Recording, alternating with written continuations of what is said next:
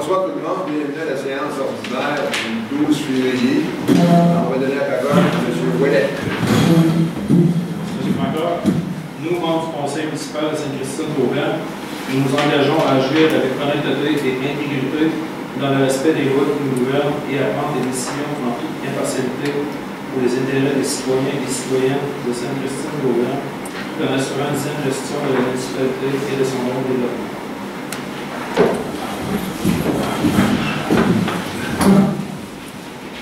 Alors, la séance ordinaire étant ouverte, je lis et adopte l'ordre du jour. Point 3, l'adoption du procès-verbal de la séance ordinaire du 22 janvier 2024. 4, réponse aux questions laissées en suivant. 5, première période de questions pour les lieux qui doivent quitter. 6, adoption des comptes payés et impayés. 7, adoption du règlement numéro 286-24. Abrogeant le règlement numéro 272-23, fixant le taux de taxation et de compensation pour l'exercice financier 2024. 8, renouvellement des assurances collectives. 9, renouvellement de la couverture d'assurance municipale. 10, demande d'aide financière de l'association DC Incorporée. 11, 40 jours pour le SCA, Sainte-Christine-d'Auvergne, d'embauche. 12, demande de subvention pour le programme de fonds de soutien au projet structurant de la MRC de Portneuf. Le point 13, c'est un avis de motion pour le règlement numéro 287-24. Le point 14, c'est l'adoption du premier projet de règlement numéro 287-24, modifiant le règlement de zonage numéro 186-14, visant à revoir plusieurs dispositions réglementaires. 15, demande de modification au règlement d'urbanisme visant à autoriser les chalets de chasse à l'intérieur de la zone forestière F0-1. 16, demande de dérogation mineure numéro DN 2023-3 concernant la propriété sise au 124 Grande Saint-Georges et identifiée comme étant le lot numéro 4 908 155 du Calais du Québec. 17, ajout à la séance ordinaire du 12 février 2024. 18, correspondance. 19, point d'information. Le point 20, période de questions et requêtes des citoyens. Et 21, levée d'assemblée. Est-ce que quelqu'un parmi les élus qui veut ajouter un point dans le jour? Non. Alors, M. Stéphanie en fait la proposition.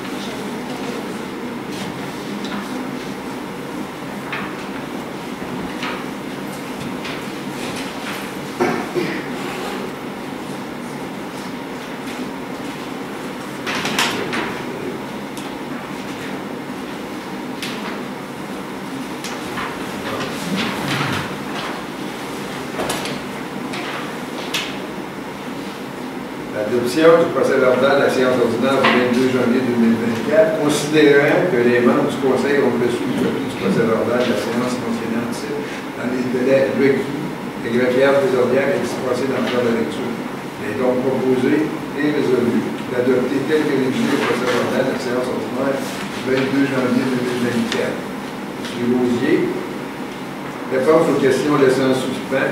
Il n'y avait aucune question qui a été laissée en suspens à l'heure de la réunion. Première période de questions pour les gens qui veulent quitter. Si vous voulez parler tout de suite, vous pouvez le faire. Alors, la période de questions peut être vue et entendue sur l'enregistrement de cette séance disponible sur le site internet de la municipalité qui est www.sca.québec. L'adoption des comptes payés et impayés. Il est proposé résolu d'autoriser le paiement des comptes selon la liste déposée datée du 31 janvier 2024 au montant de 165 518,58 et des comptes déjà payés durant le mois de janvier 2024 au montant de 91 560,19 $. Propose Alors, les documents sont en tout temps disponibles sur demande de consultation. Adoption du règlement numéro 286-24, abrogeant le règlement numéro 272-22, fixant les taux de taxation et de compensation pour l'exercice financier 2024.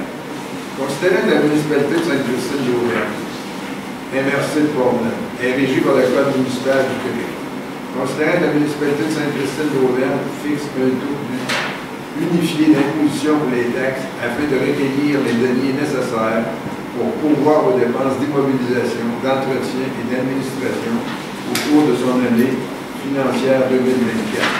Considérant que les prévisions budgétaires de la municipalité de Sainte-Christine-d'Auvergne pour l'exercice 2024 s'élèvent à un montant de 3 094 817 $. Considérant qu'en vertu des dites prévisions budgétaires, la municipalité de Sainte-Christine-d'Auvergne doit pourvoir au cours de l'exercice financier 2024 à la totalité des dépenses prévues. Considérant que la taxe à percevoir sur les biens-fonds des contribuables portés au rôle d'évaluation de la municipalité doit, suivant la loi, être imposée par règlement. Considérant que le Conseil de la municipalité de Sainte-Christine-d'Auvergne s'est prévenu des articles 244.29 et suivants de la loi sur la fiscalité municipale afin de fixer plusieurs taux de taxes foncières générales en fonction des catégories d'immeubles suivant par le biais de la résolution numéro 227-10-18. Alors, les catégories des immeubles sont non résidentiels, les catégories des immeubles sont industriels, il y en a d'autres qui sont agricoles, il y en a d'autres qui sont forestiers et finalement des résiduels. Considérant qu'un avis de motion a été donné le 13 novembre 2023, considérant qu'un projet de règlement a été déposé et adopté lors de la séance ordinaire du 22 janvier 2024, en conséquence, il est proposé résolu que le Conseil ordonne les statuts qui suivent. Article 1. Le préambule. Le préambule du présent règlement en fait partie intégrante. Le présent règlement fixe, impose et prélève des taxes foncières et spéciales, des compensations, des tarifs pour les services pour l'année 2024 sur les immeubles situés sur le territoire de la municipalité de Sainte-Christine-d'Auvergne. L'article 3, la taxe foncière. Il souhaite par le présent règlement imposer et sera prélevé une taxe foncière sur tous les biens-fonds imposables de la municipalité tels que portés au rôle d'évaluation 2024 en fonction des catégories d'immeubles suivantes. Alors, les immeubles non résidentiels, c'est 64 sous du 100 $ d'évaluation. Les catégories des immeubles industriels, c'est 64 sous du 100 $ d'évaluation. La catégorie des immeubles agricoles, c'est 52 sous du 100 $ d'évaluation. La catégorie des immeubles forestiers, c'est 52 sous du 100 $ d'évaluation. La catégorie des immeubles résiduels, c'est 52 sous du 100 $ d'évaluation. Vous remarquerez que les payeurs de taxes, que c'est des types d'impôts, sont imposés plus que ceux qui ont c'est pas des types d'impôts. L'article 4, taxe foncière spéciale, Sûreté du Québec, incendie et MRC. Le Conseil fixe les taux de taxes spéciales pour le service de la Sûreté du Québec, le service de la sécurité incendie et les services rendus par la MRC de Portneuf sur la valeur de tous les immeubles imposables apparaissant à son groupe d'évaluation pour l'année fiscale 2022 sur le territoire de la municipalité d'Auvergne comme suit. Ah oui, c'est ça. Le rôle triennal d'évaluation, c'est fait le 1er janvier 2022. C'est fixé pour 3 ans. Alors, la Sûreté du Québec nous impose une taxe de part, une taxe de 7 sous écart du 100 $ d'évaluation. Le service incendie nous donne une taxe de 6 sous 91 centimes du 100 $ d'évaluation. Le service de la MRC de Portneuf facture 6 sous 15 centimes du 100 $ d'évaluation. Toute taxe foncière et tarification imposée par le présent règlement est payable et exigible d'une personne en raison du fait que celle-ci est le propriétaire ou l'occupant d'un immeuble compris dans une exploitation agricole enregistrée, conformément au règlement pris en vertu de l'article 36.15 de la loi sur le ministère de l'Agriculture, de la Pêcherie et de l'Alimentation. Entretien et déneigement. Le Le Conseil fixe une taxe spéciale de 7 210 $ pour l'année 2024 à la compagnie Luma Génétique Incorporée, référence au matricule 1882-57-69-33, 6 au 13-12 rue Saint-Georges à Saint-Bernard-de-Beauce, pour le déneigement de la route d'Irlande-Nord. Bien par la présente exigée qui sera prélevée de propriétaire de l'immeuble situé à bordure de l'avenue du Cap, ODS, une compensation au cours de l'exercice financier 2024, dont la valeur sera égale au quotient obtenu en divisant le coût de déneigement pour le secteur mentionné ci-dessus, majoré de 5 pour les frais d'administration, des fins administratives, et par le nombre d'unités d'évaluation dans le secteur. Les unités d'évaluation sur lesquelles le bâtiment principal est érigé compteront pour 2 unités. Les terrains vacants compteront pour 1 unité. Il est par la présente exigé et sera prélevé de tout propriétaire de l'immeuble situé en bordure de l'avenue du Cap, du côté ouest, une compensation au cours de l'exercice financier 2024, dont la valeur sera égale au quotient obtenu en divisant le coût de déneigement pour le secteur mentionné ci-dessus, majoré de 5 pour fin d'administration, par le nombre d'unités d'évaluation dans le secteur. Les unités d'évaluation sur lesquelles le bâtiment principal est érigé compteront pour 2 unités. Les terrains vacants compteront pour 1 unité, jusqu'à concurrence d'une unité pour les propriétaires ayant des terrains, plusieurs terrains. Il est par les présentes, exigé qu'il sera prélevé de tout propriétaire d'un immeuble situé en bordure des rues de la Lune, de l'Ours, Chevet, chemin des Lacs des Fonds, et durant les bois francs, une compensation au cours de l'exercice financier 2024, dont la valeur sera égale au quotient obtenu en divisant le coût de déneigement pour le secteur mentionné ci-dessus, majoré de 5 pour fin d'administration. Par le nombre d'unités d'évaluation dans le secteur, les unités d'évaluation sur lesquelles le bâtiment principal sera érigé compteront pour 2 unités et les terrains vacants compteront pour 1 unité.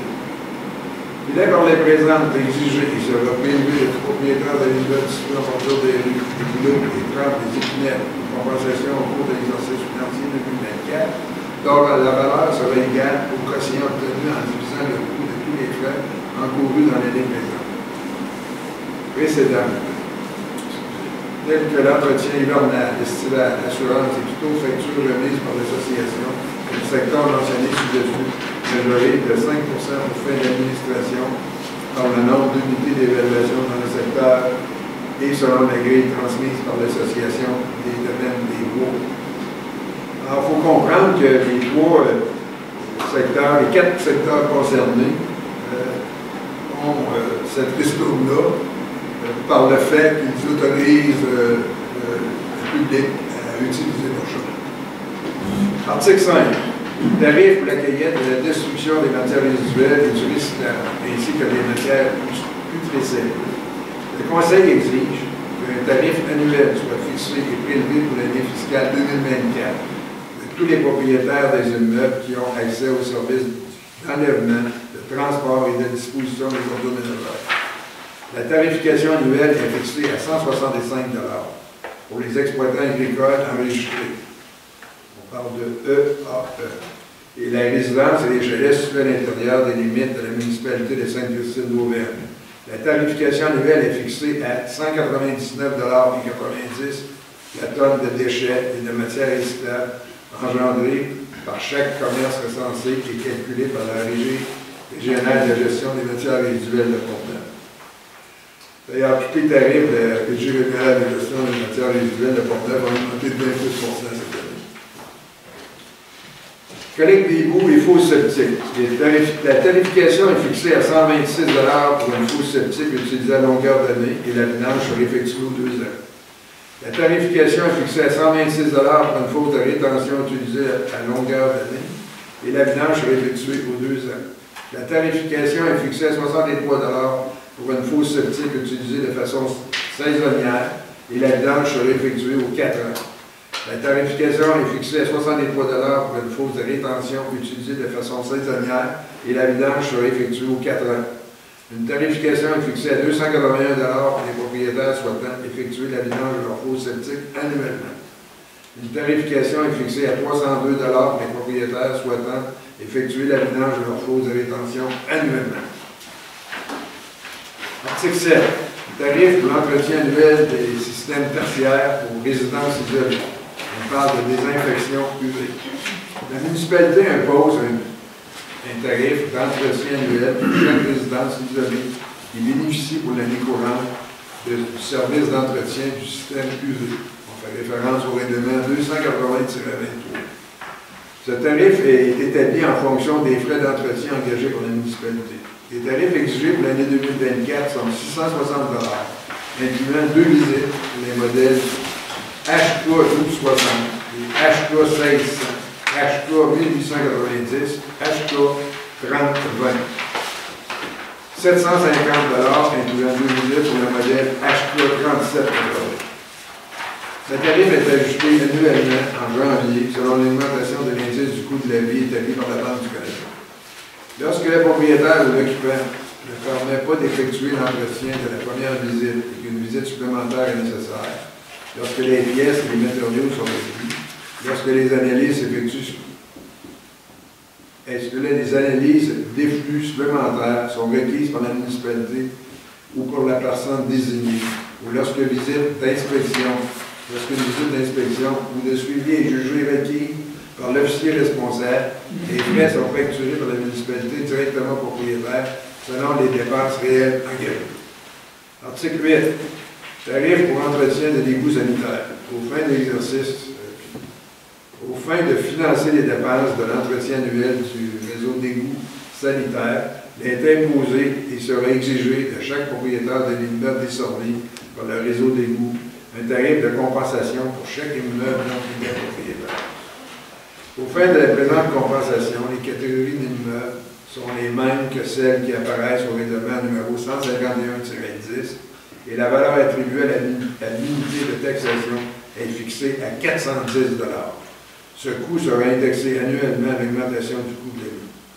De plus, toutes les dépenses imprévues occasionnées par des bris d'équipement causés par des objets indésirables se retrouvant dans le réseau d'égouts sanitaires, on parle de bedrolls, chiffons, etc., seront refacturés en surplus au secteur visé l'année suivante.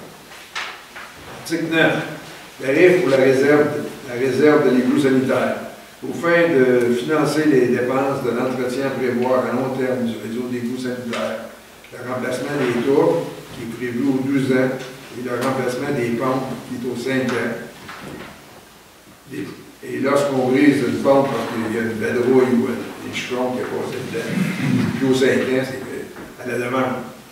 Il est imposé sur exigé de chaque propriétaire d'un immeuble desservi par le réseau d'égouts un tarif de compensation annuelle de 380 $ pour chaque immeuble non privé propriétaire. Article 10. Tarif pour l'emprunt prévu au règlement 208-16 concernant la municipalisation des rues de Boisville de Préau. Un tarif de compensation de 5,394 $ par mètre linéaire est imposé conformément au règlement 208-16 en vue du remboursement de l'emprunt contracté pour les travaux de la municipalisation des rues du Boisville de Préau dont l'échéance est le 28 novembre 2037. Tarif pour l'emprunt prévu au règlement 231-18 concernant la municipalisation du domaine Alouette. Une tarification de compensation de 3,4950 $ par tranche de 100 $ de la valeur du terrain est imposée conformément au règlement 231-18 en vue du remboursement de l'emprunt contracté pour les travaux de municipalisation du domaine Alouette dont l'échéance est le 14 novembre 2038. Ce montant est calculé annuellement en fonction des variations des valeurs des terrains concernés par le règlement d'emprunt. L'article 12. Intérêt pour les oreilleages et autres droits. Intérêt. Le taux d'intérêt applicable à l'égard de toutes sommes impayées à la municipalité, incluant les taxes municipales, est fixé à 10 % l'an. Tous les autres biens, fonds imposables ou non imposables peuvent être assujettis, soit à une taxe foncière ou à une compensation, et qui ne font pas partie des articles précédents, peuvent être imposés selon les droits d'imposition permis par le Code municipal du Québec ou par la loi sur la fiscalité municipale, de même que l'imposition, le prélèvement et le remboursement des taxes foncières en fonction des modifications ou du dépôt du nouveau rôle. 12.2. Pénalité. Une pénalité est également exigée sur tous les arrières de taxes à un taux de 0,5%, donc 1,5% par mois, jusqu'à concurrence de 5% par année. C'est de misère à comprendre. 0,5 par mois, ça fait 6 et non 0,5. Jusqu'à concurrence de 5% par année, conformément à l'article 250.1 de la loi sur la fiscalité municipale. Article 13. Paiement des taxes et en plus de plusieurs versements.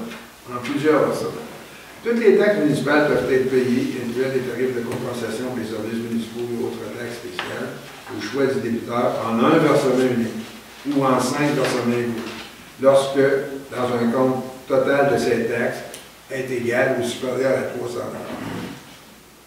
$. Les taxes imposées précédemment, qui demeurent impayées, seront incluses et devront être payées en totalité lors du premier versement, à moins qu'une entente soit conclue au préalable avec la municipalité.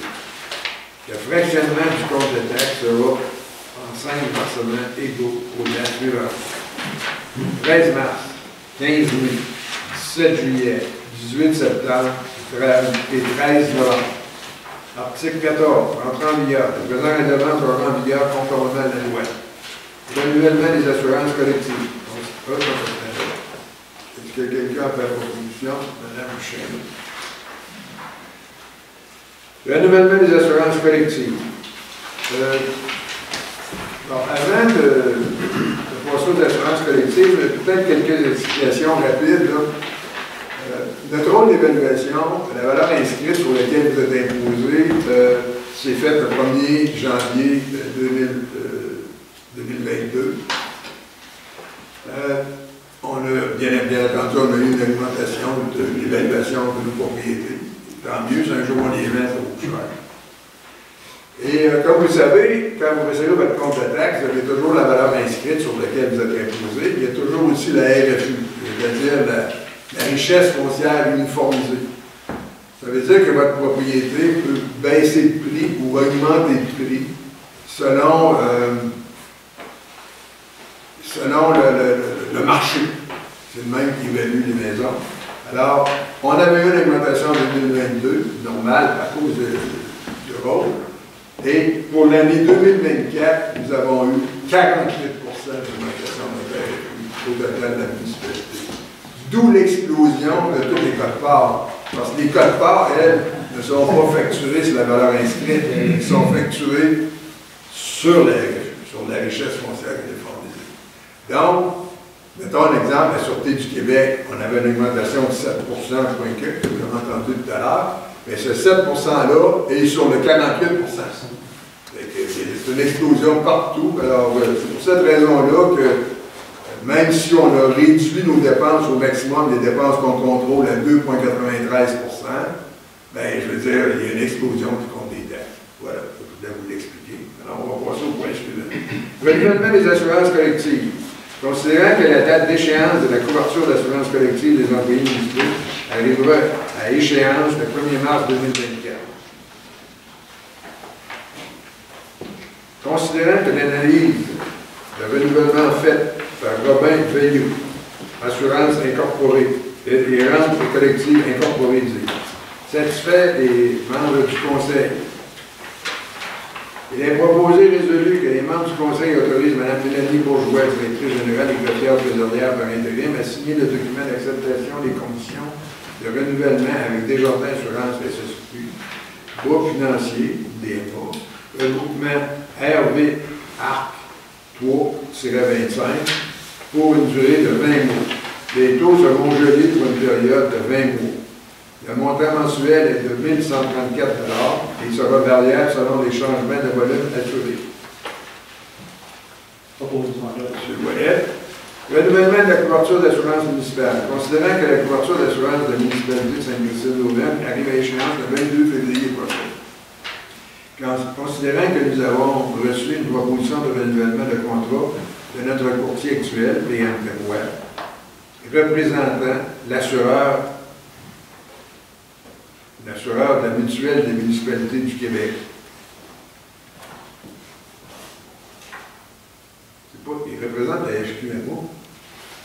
Il ne représente pas la MNQ. Il représente la FQMO. FQMO. Autrement dit, la Fédération québécoise des municipalités assurantes. Au montant de 18 406,14 $, taxes incluses. Et que nous sommes très satisfaits des services que nous avons avec cet assureur. D'ailleurs, cet assureur a été créé par l'Union des municipalités qui payaient trop cher d'assurance avec des compagnies d'assurance. Alors, on a décidé de créer une mutuelle pour avoir des prix meilleurs marché, mais il y a quand même des explosions comme dans tous les prix actuels. Il est proposé résolu que les membres du Conseil autorisent Mme Mélanie Bourgeois, directrice générale et greffière trésorière par intérim, pour et au nom de la municipalité de Sainte-Christine-d'Auvergne, à signer le contrat de renouvellement de PMT Roy, représentant l'assureur FQMO, donc la Fédération québécoise des municipalités assurantes, pour la période du 22 février 2024 au 22 février 2025, au montant de 18 406,14 $, taxes incluses. Monsieur Leclerc en fait la proposition. Demande d'aide financière de l'association DC Incorporée. Considérant que nous avons reçu une demande écrite d'aide financière de la part de l'association DC Incorporée pour le déménagement et entretien de la route privée, considérant que la municipalité accorde une aide financière aux associations des domaines privés depuis plusieurs années, considérant que les sommes sont prévues au budget de fonctionnement pour les associations qui respectent les exigences demandées, considérant qu'à la suite de l'analyse du dossier, les conditions sont respectées. Il est proposé résolu que les membres du Conseil accordent la subvention 2024 au montant de 1 106,20 $ à l'association DC Incorporée. Monsieur Trépanier. 15 jours SCA en route. Considérant que les 30 jours SCA seront de retour pour la semaine de relâche du 4 au 8 mars 2024.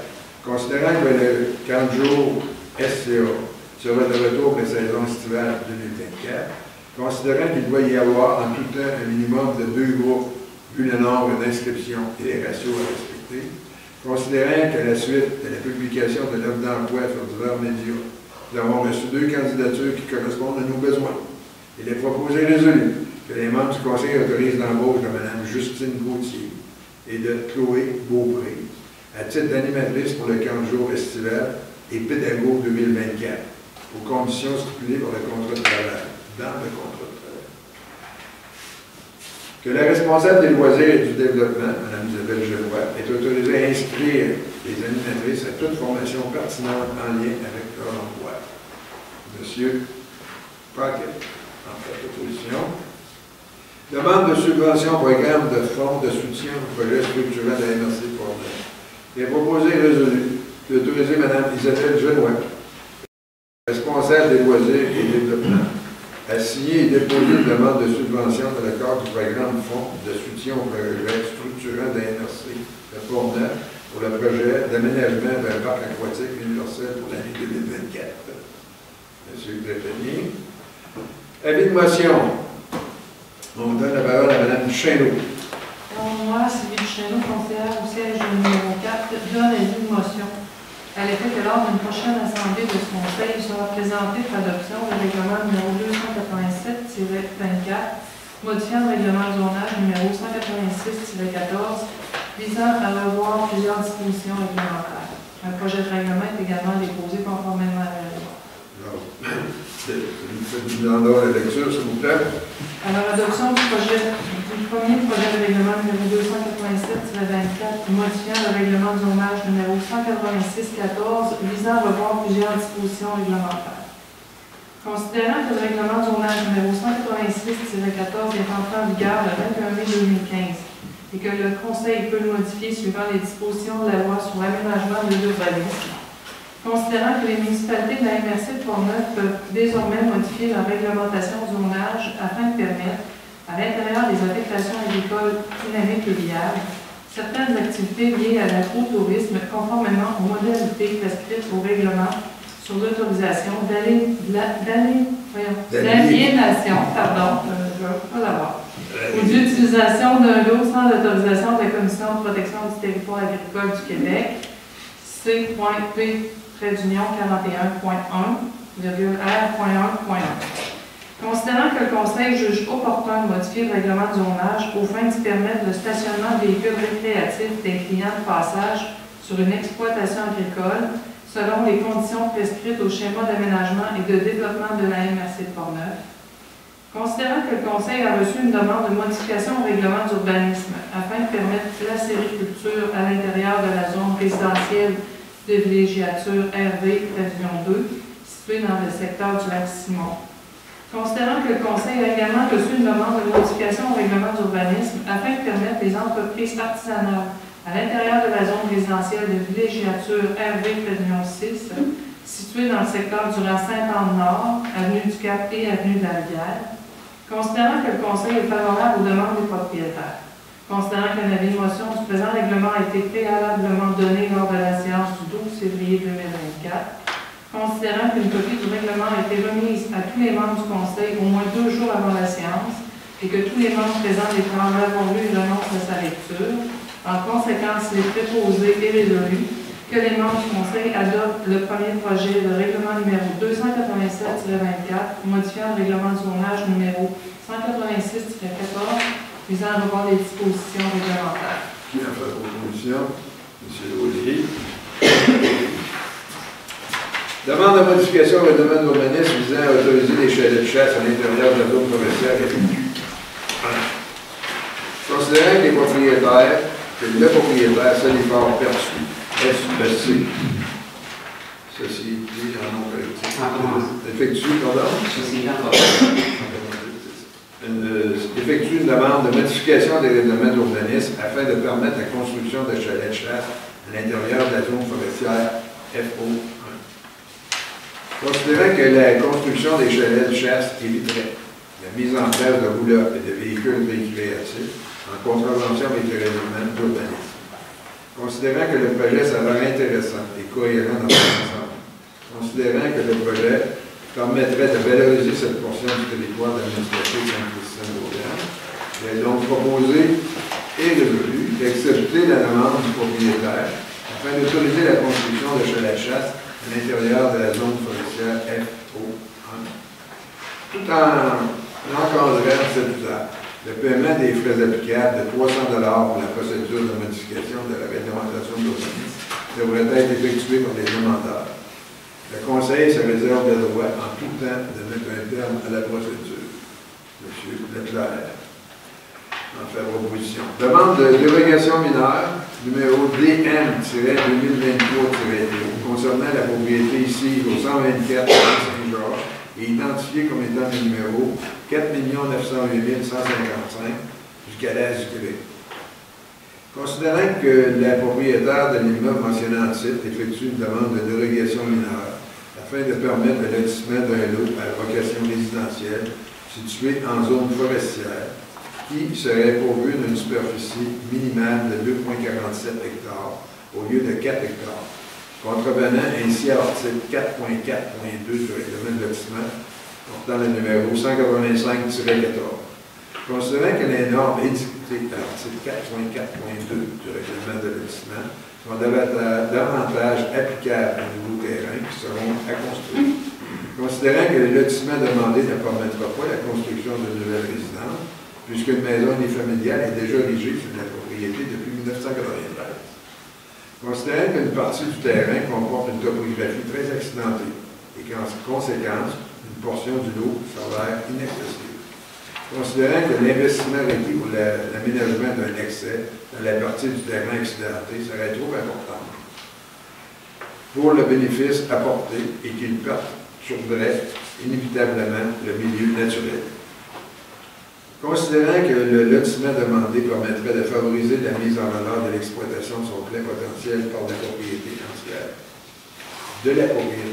Considérant que le lotissement projeté ne causera aucun impact négatif sur le paysage, considérant que le lotissement ne causera aucun préjudice aux propriétaires voisins, considérant que les recommandations du comité consultatif d'urbanisme, il est proposé et résolu d'accepter la demande de dérogation mineure et de permettre le lotissement des lots tels que décrits au plan de projet de morcellement déposé avec la demande et réalisée par Elisabeth Génois, porteur géomètre, portant la minute 20 968. Madame Chesneau a fait proposition. Il n'y a aucun ajout qui a été fait à la séance du 12 février. La correspondance, on a eu une correspondance de la Fédération québécoise de municipalité par rapport aux demandes budgétaires 2024-2025, des priorités claires, des acquis consolidés, une gestion responsable.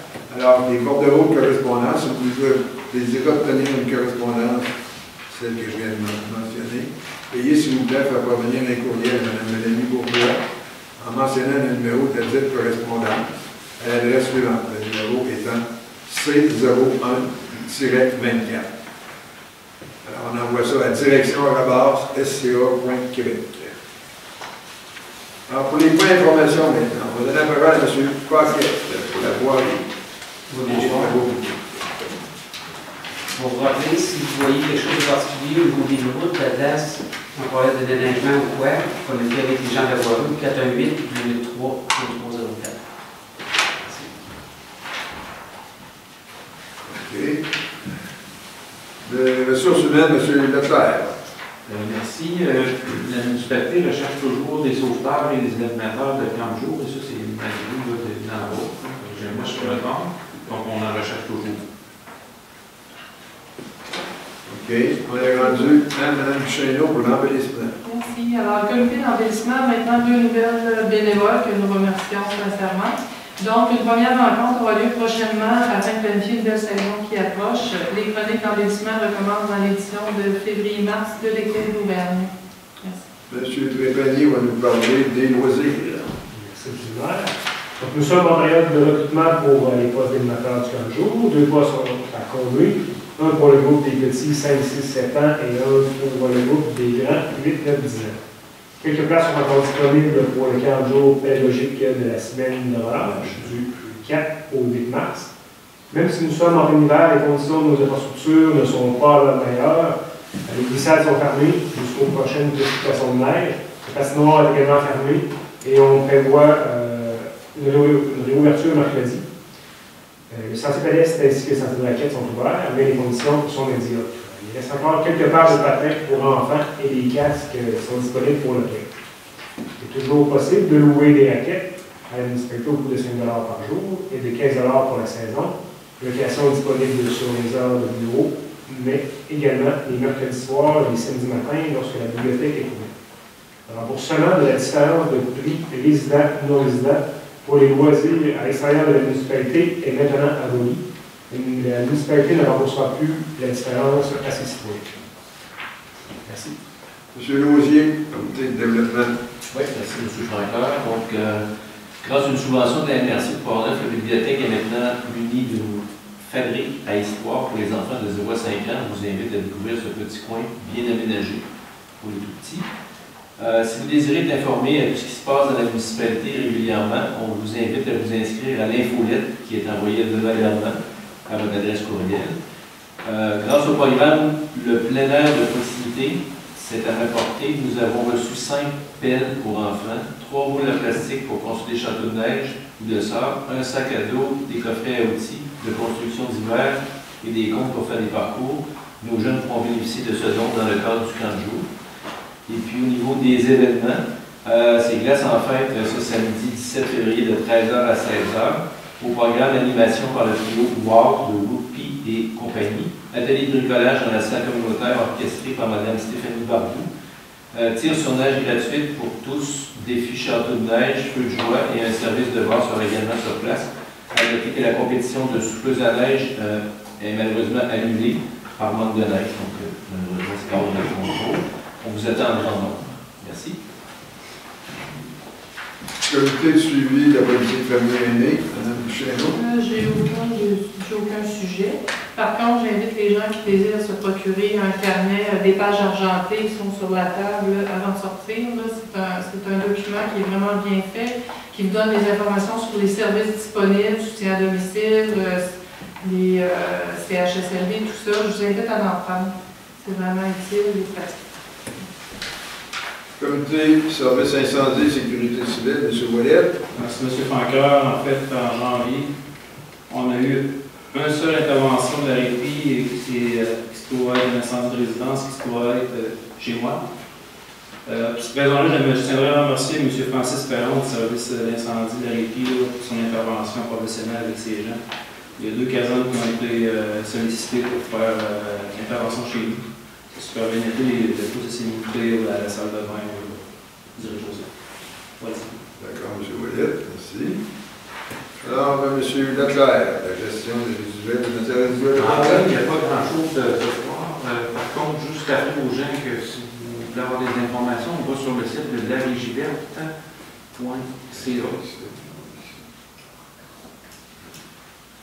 Merci, M. Leclerc. Alors, les points d'information peuvent être vus et entendus sur l'enregistrement de la séance disponible sur le site Internet de la municipalité, alors www.sca.org. Alors, la période de questions et recueil des citoyens. La parole est à vous. Vous vous identifiez pour votre question. Oui. Bonjour, c'est Paquette. Ma question est sur le thème 15, chalet de chasse chez le fort. De ce que j'ai compris, c'est des roulottes que pour le moment, ça permet la construction de petits chalets. C'est ça, c'est qu'au lieu de. Bon, c'est illégal d'utiliser des roulottes ou des tentes roulottes dans ce secteur-là. Et ça ne répond pas aux normes d'urbanisme. Alors, à ce moment-là, je veux dire, le Chalifort demande pour créer des petits chalets qui vont louer. Okay. Est-ce que un chalet de chasse, est-ce que la superficie est autorisée plus grande qu'un camp forestier, maintenant? Je serais porté à croire que oui, mais je veux dire, c'est trop loin. Non, c'est ça, mais c'est ça que je serais porté à croire que oui, mais quand même, c'est. Par contre, il doit y avoir un service sanitaire, contrairement à. C'est pour ça que le mot chalet est là, oui, c'est ça, parce que c'est la régie régionale de matières résiduelles qui va aller vider ça. Ça, c'est exclusivement à la zone forestière. Dans d'autres parties de la municipalité, quelqu'un qui a une grande terre à vous ne pourra pas bénéficier de ce. Pour l'instant, ça a été parce qu'un abri forestier. Il faudrait que ça fasse comme Chalifort qui en fasse la demande. Et le conseil prendra la décision. Alors, c'est ça dont je me disais, c'est parce que ce soir, je me disais, c'est. Normalement, ce qui est bon pitou, il est bon. C'est ça. Alors, c'est certain qu'il y a des places, il y a des petites tables, mais ceux-ci ont des grandes tables, puis quand tu possèdes la terre, soit tu te fais borner au chemin privé public, tu peux faire un chalet, ces choses-là. Je me dis, si eux autres, en zone forestière, peuvent agrandir un peu ces choses-là, c'est bon pour moi, c'est bon pour nous, c'est ça. Parce que bien, par contre, c'est toujours jugé, premièrement, présenter le comité d'urbanisme de la municipalité composé à majorité des citoyens, qui fait une recommandation au conseil. Après ça, le conseil décide si oui ou non. Actuellement, c'est un camp forestier, c'est pas d'eau, pas de toilettes, sont d'eau. En ayant le thème chalet de chasse, ça finit, s'il y a le doigt à 20, 30 ans, c'est voilà. Parfait. Est-ce que je peux rajouter un petit point par rapport à ça? En fait, c'est des territoires qui sont déjà décidés par Chalifort, puis les chalets en tant que tels ne seront pas propriété de Chalifort, mais propriété des gens qui louent l'espace de terrain. Un peu comme dans les ex, si on veut. Mais OK, communautaire public. Oui. OK. C'est le principe qui a été demandé, c'est comme ça. Est-ce que chaque chalet va être taxé comme, mettons, comme sur les camps normalement, oui. C'est une valeur, mais c'est ça. C'est ça, non, c'est permis. D'autres questions? En fait, en complément d'information, il y a 5 territoires de chasse dans ce secteur-là, 2 chasseurs par territoire, donc 10 terrains, 10 aménagements. On va avoir total de 10 propriétés. Oui, Gilles 50. Dernièrement, je promenais sur le terrain de la municipalité, dans le coin ouest, ça avait le sentier pour les raquettes. Oui. On a une éolienne sur le terrain.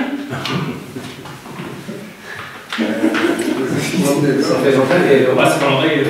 C'est monsieur Il faut qu'il découvre ça, je les prends. Oui, Il manque des morceaux, mais c'est Oui, je pense. Et en même temps, il y a les deux cabanes, pour essayer de faire rénover ça, faire au moins un refuge. Quelqu'un, des fois, se blesse ou il peut prendre un break. Tu sais.